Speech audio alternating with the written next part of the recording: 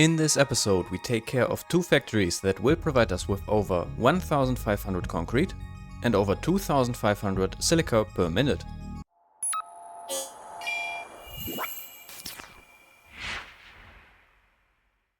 Yo! Hello everyone! Welcome back to Pronto Play and our nuclear mayhem project in Satisfactory. In the last episode we finally finished our rubber factory, providing us with 800 rubber per minute that we will need for further production in the future, as well as our power towers that consume 1600 fuel per minute and provides us with a power output of 20,000 megawatts. And after spending a lot of time here, I can say that we are finally leaving this place, moving to another one in order to further progress.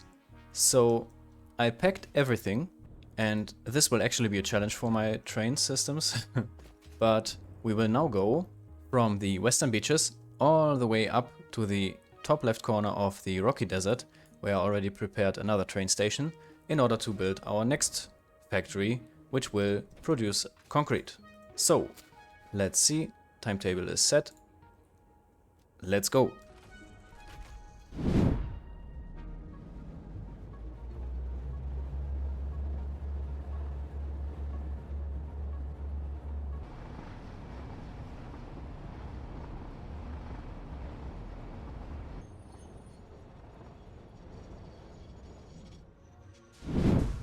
Alright, we arrived at our destination for the next construction site. All cargo is unloaded and stored away properly again, and you can already see some prep work that I put in for today. Because today we will set up our next factory that is absolutely crucial to have for this project. But let me put it into perspective first. We have now built our rubber factory, where one part of it will be needed for producing crystal oscillators for our uranium fuel rods later, and the other half will go to a heatsink factory which are required for the plutonium fuel rods. So there is still a lot to do before the rubber actually can be converted further. The reason why I started with rubber factory building in this project is because of the byproduct heavy oil residue that we eventually converted into fuel. And now, let me actually show you. And now we have a consistent output of 20,000 megawatts, which should be enough for our factory network at the start, so that we don't have to worry about power at all, at least for the next of couple steps. Next up, we will build a factory here that targets 1,512 concrete per minute as output, and this is necessary for our encased plutonium cells. Although we do not need the concrete for the plutonium cells now, we do need a ridiculous amount of concrete throughout this whole project in order to build everything, which is why the sooner we set this factory up, the better. In order to make this happen, I already prepared miner spots on two pure limestone nodes, two over here and the last one over there. And these will deliver the necessary 2,340 limestone. We will provide 3 identical lines of 7 refineries each with this, as well as putting a total of 21 water extractors behind them, so having a 1:1 ratio. And we use the alternate recipe wet concrete. And then also to speed up the building process, I actually prepared a little blueprint as well, so that we have the logistics already a little bit prepared, the pipeline, and unfortunately the water extractor cannot be blueprinted, so yeah. We have to deal with this, but this will speed up the building process still. And now you know what's the scope, so without further delay, let's get started.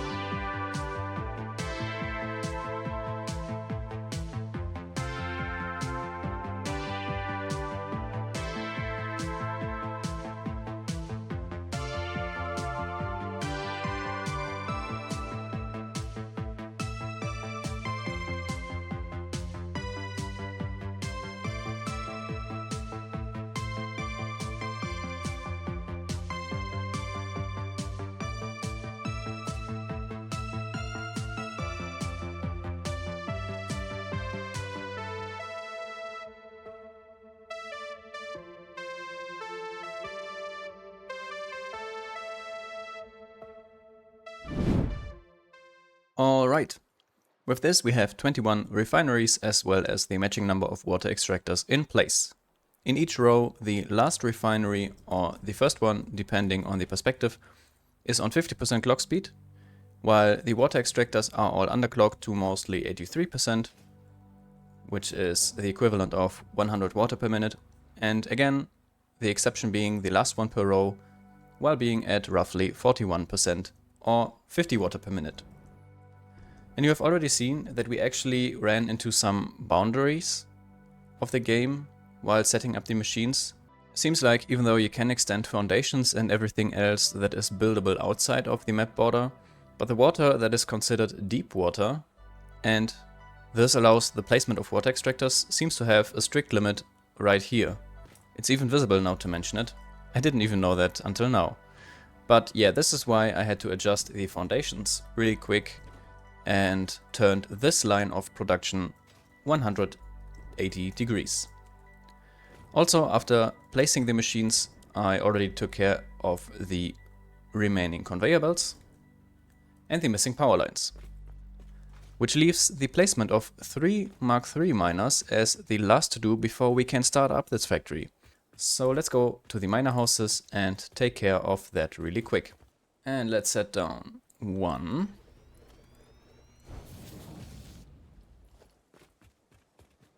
Number 2.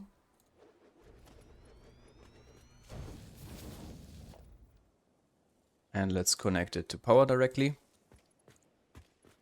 And now come to think of it, do I have the... No, I don't have the power shards with me. 1 minute. We definitely have to insert these. And on the other side as well.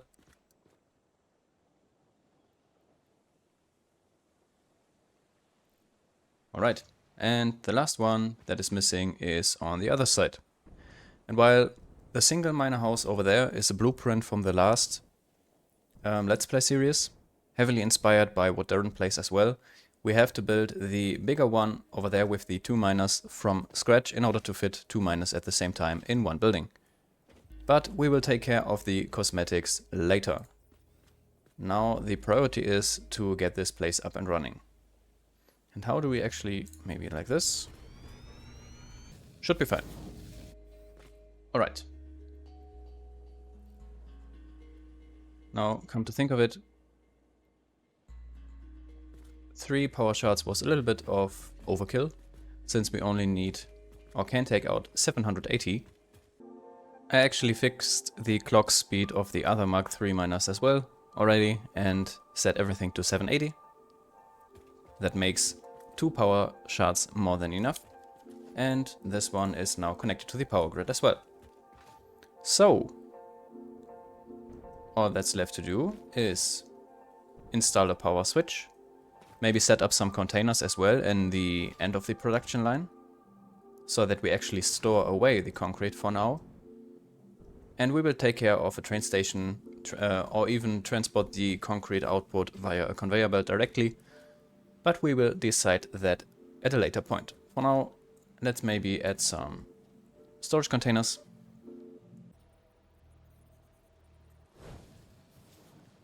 Like so. 1 storage container for now at the very end of each production line.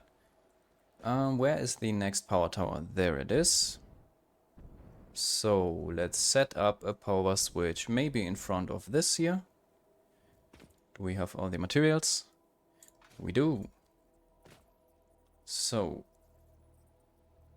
maybe just here for now.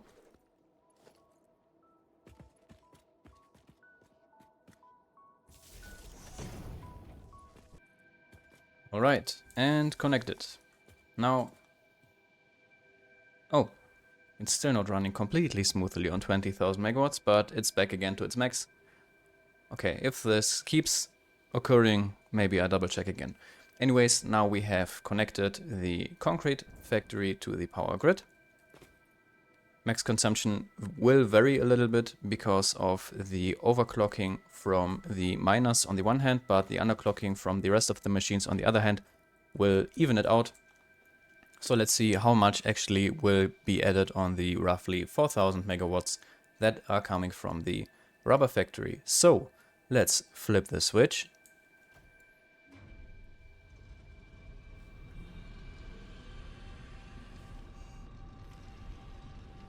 And it's actually roughly 1100 megawatts still. But now the max amount of limestone should run here every... Yes, there it is.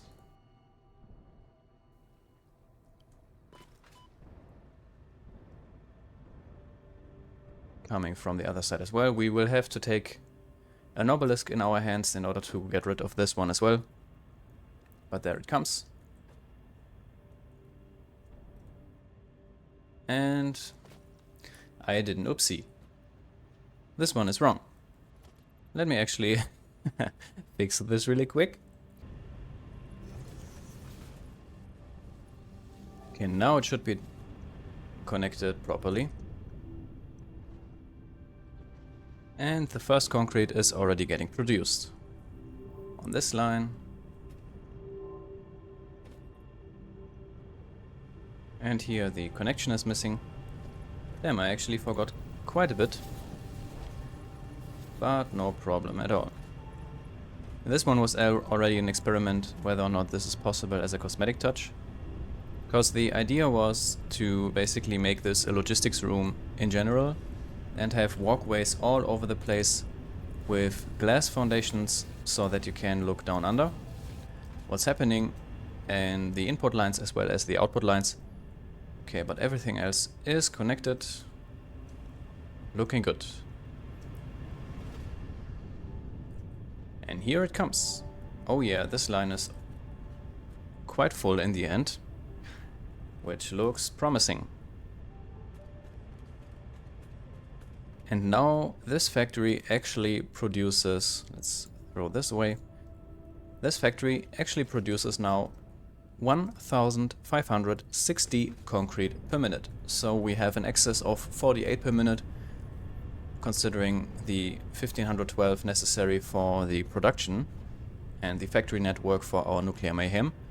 But yeah, in case there's any stuttering or backlog, access is actually no problem. And also, since there's no dependency on, for example, like the rubber factory where the fuel must not stop getting produced, this is actually no problem if this backs up. So this is why I also didn't implement any awesome things here, because if this one goes idle because everything is backing up completely, it's absolutely no problem. So we just let this run, let these containers fill up and supply our demands for any concrete in the future with this one. But with this, the first task for today is already completed, at least from the production perspective. The only thing that we still have to take care about is the cosmetics, but I wanted to prioritize getting the factory running.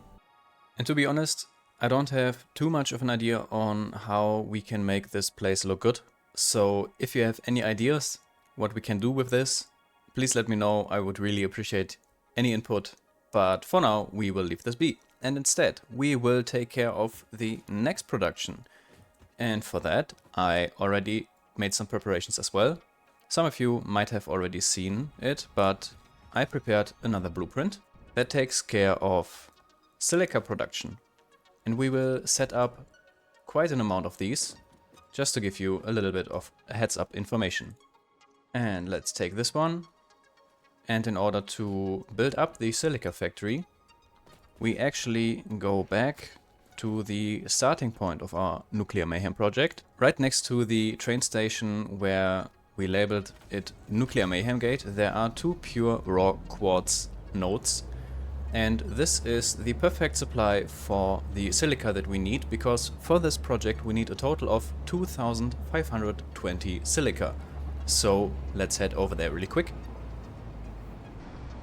And we're almost there, and you can already see the quartz resources from up here.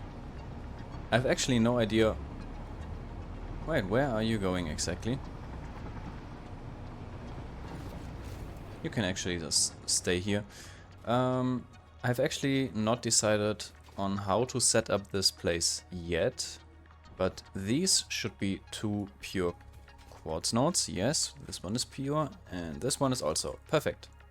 And I think maybe we just try to make it hang on the side of the cliff, just instead of bringing the quartz down and having it on the plain ground, since the only input we need for this is the quartz itself, no water, no other byproduct that or input that we have to add to the mix.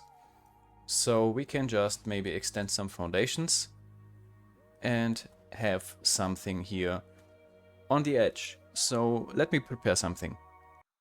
Okay, I got an idea, but let's see if we actually can make this work. First of all, the two miners can be placed here on the pure nodes, and we will extend our factory foundations in this direction. Because right over here, the train railway will run eventually anyways.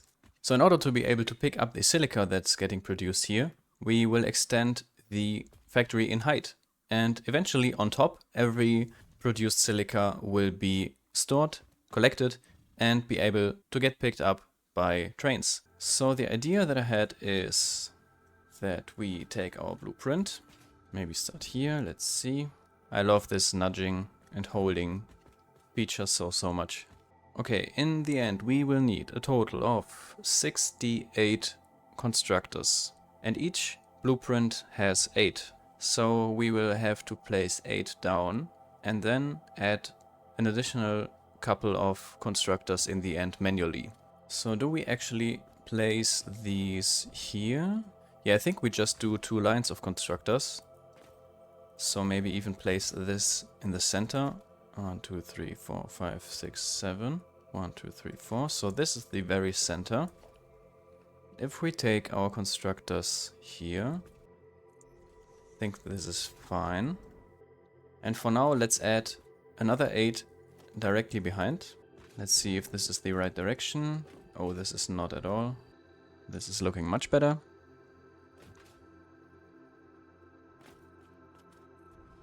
I think so, yes. Alright, now we have 16 constructors set in place. And if we do this 3 more times, then we have 64. So let's just add them on top of each other. And I added 3 more levels for the constructors. So let's put them on top. And let's make sure that these are aligned as well.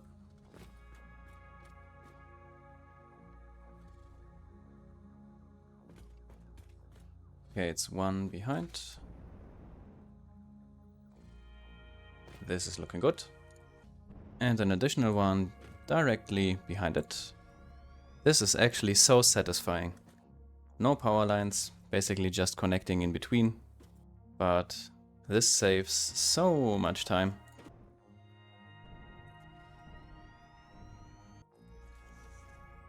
Number 6. Only 2 more.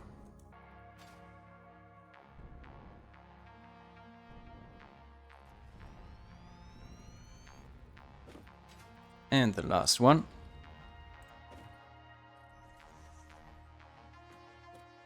All right.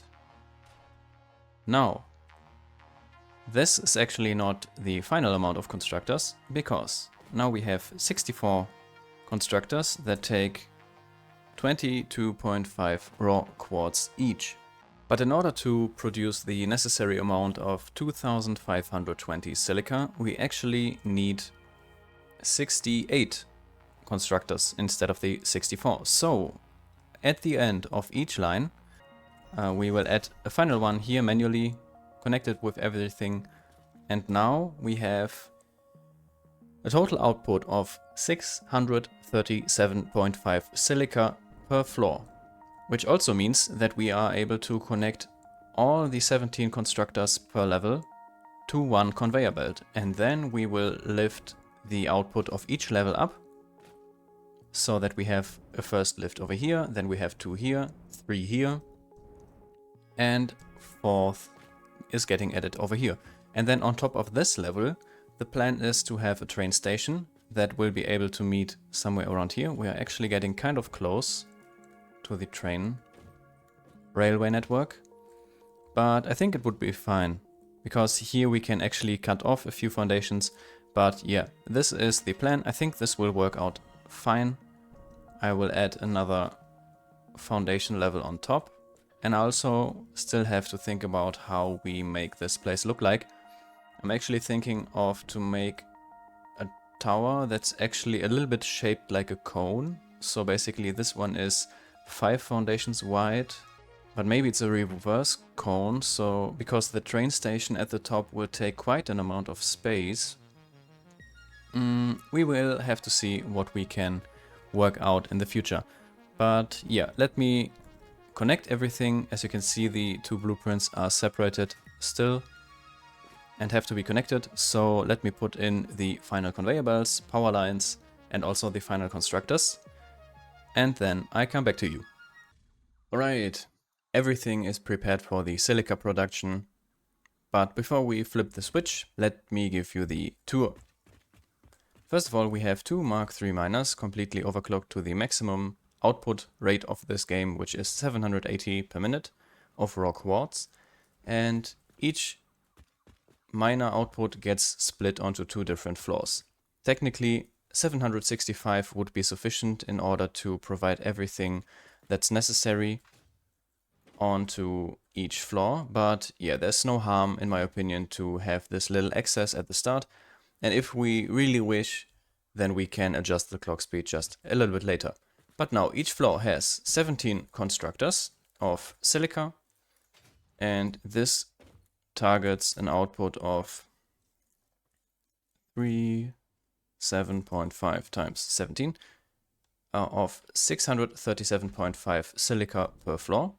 And then on the end, it gets merged onto one single conveyor belt and then lifted through floor holes. And then this repeats on each floor, which also means that on each floor a lift gets added until we eventually meet the upper floor where I put down a train station. For now, the conveyor belts just are fed into a storage container. Because this is not the final setup, I just wanted to test it out if it would fit for an entrance where a train can come in and pick the silica up for further production. But one, I don't know how big the final floor will be regarding on the layout. This is depending on how we wish to make this place look like, and I have not settled on it yet because yeah, I'm heavily reliant on your input. I would really hope to ask you what your opinion is, any ideas on how we can make this place look better. Maybe even in the end there's no train station necessary here at all, because the first nuclear power plants will be placed somewhere around here, so maybe even a conveyor belt is sufficient, but we will decide on that later. For now, this is the plan. So, let's actually see if everything works as intended. And for now I borrowed a little bit of power from the power grid that has its origin in the Dune Desert and in the Blue Crater. But later we will add this to the power grid here of the Project Nuclear Mayhem as well. The maximum consumption will only be around, I think, 400 or maybe 500. I don't know how much power the Mark III miners need if they are overclocked like this. But we will find out in a second.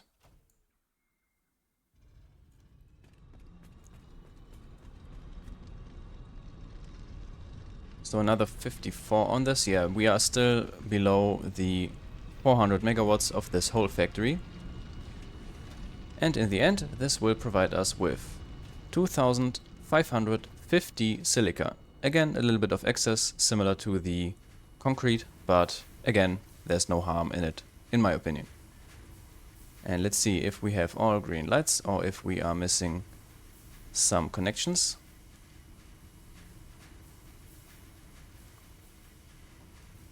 But this is looking quite good.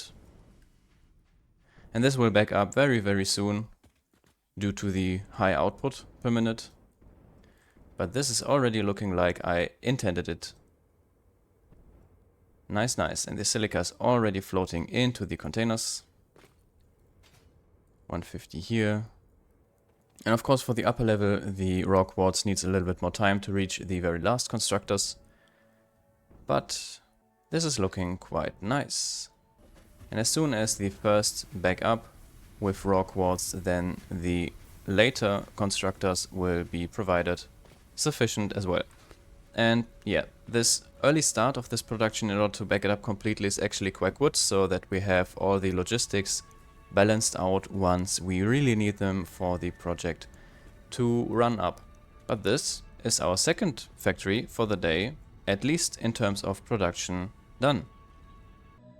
Alright, I just decided to head back to our rubber factory really quick in order to show you something that I prepared now. But before, I want to give you a quick overview about the current state of our project, because today we made quite a lot of progress with setting up 2 production sites, despite still having to take care of the cosmetics of both.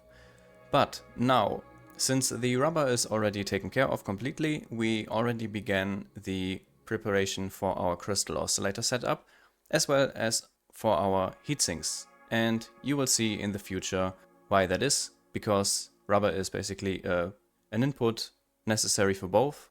Every further details will be clarified once we are getting at it. And also now the silica input for this project, as well as the necessary 1512 concrete, is completely taken care of. And I think I will give this overview now at the beginning as well as the end of each and every episode, so that we can track everything that's happening. And in order to make this a little bit more appealing in terms of visuality, I decided to set up a little table over here. So let me show this really quick. And here I set up the production line with billboards, or with display signs, and also color-coded everything that still has to be taken care of, that is currently work in progress, that's basically taken care of passively, or that's already completely done. So here we have, for example, the first step for the encased uranium cells that requires uranium itself, as well as silica that we have taken care of today, so it's green, as well as quick wire and sulfur still necessary. Then the next one is requiring the uranium cells itself, and since we take care of this once we have prepared all the input, this is basically just setting up the production, and as soon as this is done, then we already can take this one and mark it as complete as well. And this is basically the logic behind this. So uranium cells getting produced to uranium fuel rods with the passive byproduct of uranium waste, which is then necessary for the further production line, for the plutonium pellets, for the non-fissile uranium, and then plutonium cells and the plutonium fuel rods in order to recycle everything properly. And I divided all the necessary input into different tiers, and this is basically referring to the complexity and to the stages, whether it's necessary to set up early or a little bit later, because other input is required beforehand. For example, we started this project now with the rubber, and the necessary target output for this project is 798, and we just rounded it up to 800. So this is why there sometimes will be 2 numbers shown. For example, for the concrete now, we need 1512 in order to let everything run properly. But because of how the resources provide and divide throughout the factory, we just get an output of 1560, a little bit more. Similar for the silica, it's also 30 per minute higher than necessary. And regarding tier 1, we still have to take care of a lot of things. The first thing being quick wire, then also steel beams and steel pipes. We will build a huge steel factory in the Rocky Deserts for this very soon. Then we also have to build some AI limiters, as well as nitric acid and sulfuric acid production. Then there's a little middle tier.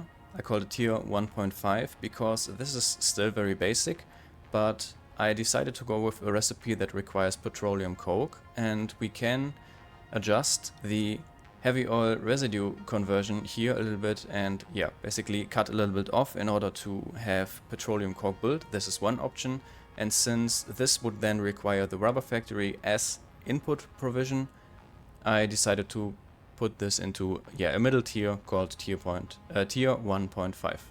So I don't know if this will be the definite strategy for this. Maybe we just pull out a little bit more oil out of the ground in order to make this independent from the rubber factory, but that's for the future. Then we have tier 2, which includes a crystal oscillator factory, and I think I will up this to an even 60 crystal oscillators per minute. Again, a very huge factory. And also we need 372 stators and 126 heatsinks for the production. And then on tier 3 we have 243.6 electromagnetic control rods overall necessary, as well as 100.8 beacons. And if I didn't forget anything, this is everything that we still have to take care of throughout this project. And I think it's very nice to have an overview, a visual overview every once in a while.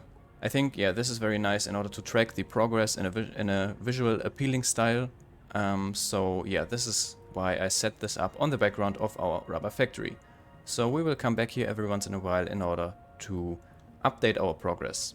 But since I'm still unsure about how the concrete factory and the silica factory might look like, I want to ask you to, give your feedback, your input, your advices, your ideas, anything that you want to share with me in the comments. Go ham. I am really curious about your ideas, and I would really appreciate any inspiration from you. So feel free to drop any ideas in the comments regarding the factory cosmetics.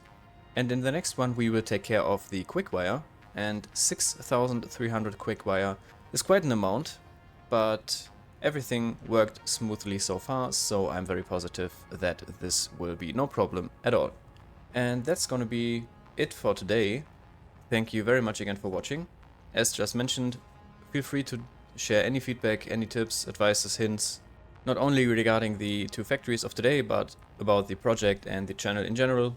I'm always appreciating feedback and I'm always striving to improve. So thank you very much again for watching, and I hope to see you in the next episode.